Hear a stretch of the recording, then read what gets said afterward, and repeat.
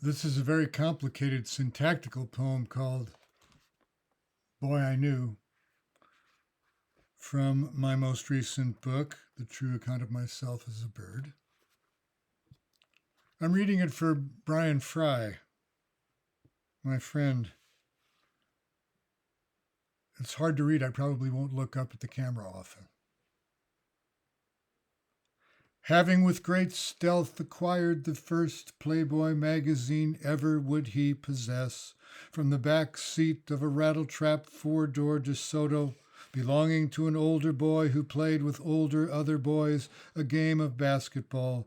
he after theftward and at great speed walked through all the shortcuts furtive with it under his secreted t-shirt of the neighborhood, where the problem it might by him be hidden from his mother occurred to him, since from her never anything successfully had he hidden yet before.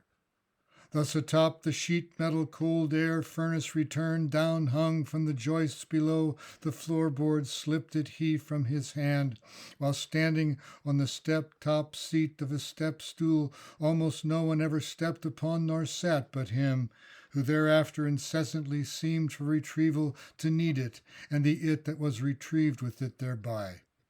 Ah, convenience in that house of the basement bathroom and the showers prolonged therein for some many months, until, for a reason unknown to him, he forgot about the magazine and remembered it only a week after from that house they moved to another away, and bereft at the thought he was by his loss. For a time seeming long then in passing, he bathed with assistance subsidiary only of the memory had of it by him, the playboy he had stolen and successfully, in spite of his mother all knowing otherwise, had hidden. As for the so-called hardcore porno mag purloined by him from a friend whose father such magazines in great number, mostly unhidden in his so-called office had, different exceedingly were its pictures, his curiosity dire and pained, so much so the picture's purpose for him almost could not suffice. This magazine he, in a plastic bag, had hidden in the rattletrap abandoned treehouse of a long-gone boy at the new place, where by spring rain incessant and nest-building squirrels chewed and saturated swiftly it became, until there only one picture was that for his purposes somewhat useful remained.